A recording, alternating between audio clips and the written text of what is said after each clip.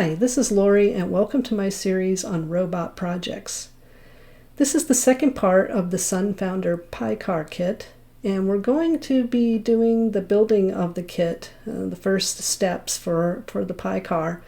This section is called Building the Car in the SunFounder manual, and I definitely recommend going to their website and using the online manual rather than using the one in your kit. The online manual should be more up to date, and so that's what I did, so hoping that that's going to keep us from having any problems and being able to see the most recent way to do things. So we'll go through each step in the building process. I think the manual is actually quite good, and I'm not sure many people will find this particular episode that useful, except for maybe you just want to see it get built. I'm not going to film every minute of me screwing things in and attaching things. I'm going to clip out a section from the manual that shows a nice diagram of what that step needs to happen in that step.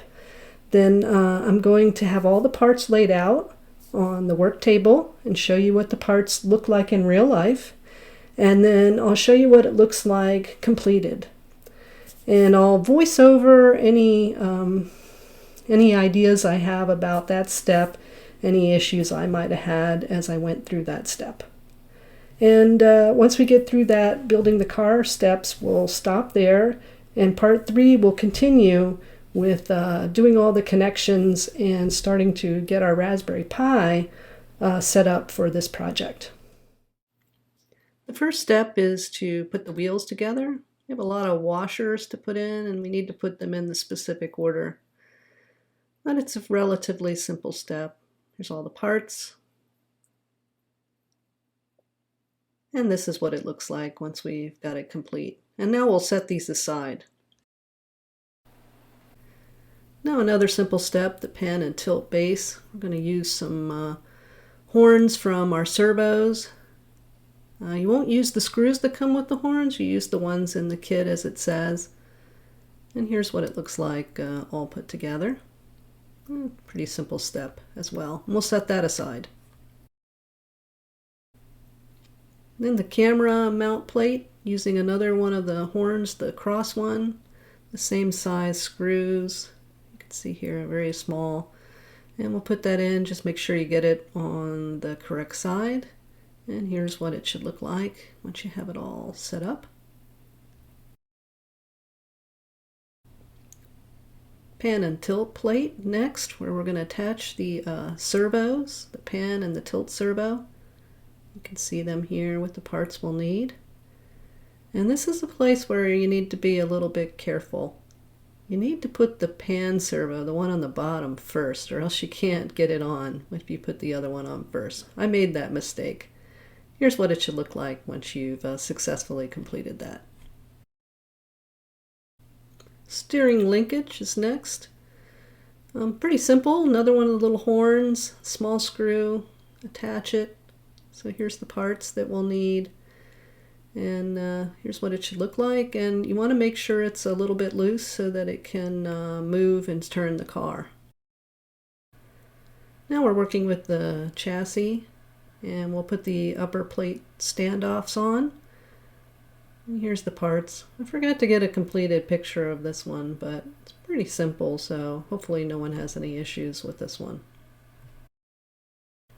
Now we're going to put the ribbon on for the battery holder, and we'll attach the battery holder on top of the ribbon once it's threaded through. Here's the parts we'll need. This step's a little complicated with the ribbon, so really look at that diagram. I ended up pulling in both ends through because I saw in later pictures that it looked like both ends were pulled through, so you can see I have it sticking out like that. Next we'll attach the rear wheel screws to mount the rear wheels to the chassis, and you can see here in the diagram this is where I got the idea that the ribbon should be pulled through on both sides. Here's the parts that we'll need, the big long standoffs. And this is what it should look like once you get it all put together.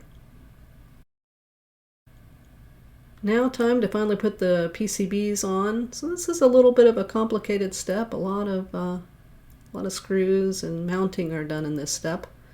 Now it's really starting to look like a robot. Here's our parts. So we need our Raspberry Pi, and it suggests putting in the SD card. I'm not exactly sure. It looks like it's still able to be pulled out from the car, so I put it in. And here's what it should look like when you get done. So now look at that. All those beautiful boards are finally on. We got our hat and our servo and our motor driver all mounted onto the top of the chassis with the Raspberry Pi sandwiched in between.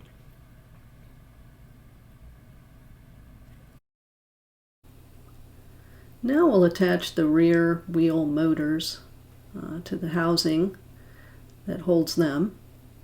Here's the parts and the motors, big long screws, some nuts. And here's what we should have at the end.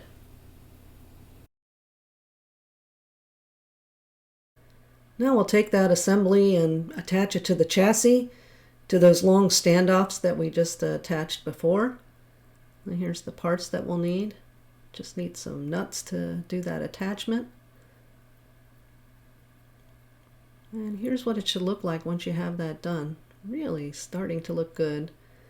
And you can see I have the cables coming out the middle there so that they can attach into that motor driver board. So that was where I put them for now. Hopefully that was the right place. Now we'll attach the rear wheels to the motors. So this is a pretty simple step. We'll just slide them on gently, it says, and you have to notice there's some notches for the wheels, but otherwise it's pretty simple. Well, we've got the car looking pretty good. Yeah, it's looking pretty nice. The boards are all on. We got our Raspberry Pi in here and all the control boards. The wheels are on and the motor's connected. So it's coming along. Got a lot to do here on the front, I think. So as I've looked ahead, we'll put all those wires in and connect up all the boards to each other. Then we'll stop and get the Raspberry Pi all set up to go. I haven't put an operating system on the card that I installed, so we'll take a few moments to go and do that. I'm a little nervous that the software for this project is pretty old on the GitHub. And I don't know whether it's really going to work well with the current versions of the Raspberry Pi OS. So I'm kind of anticipating there might be some issues, but we'll see. Maybe I'll be pleasantly surprised. But yeah, things are coming along. So the front end needs to be done, and we'll do that after we get the Raspberry Pi all set up. I'm looking forward to continuing this project with you, and I want to thank you for watching.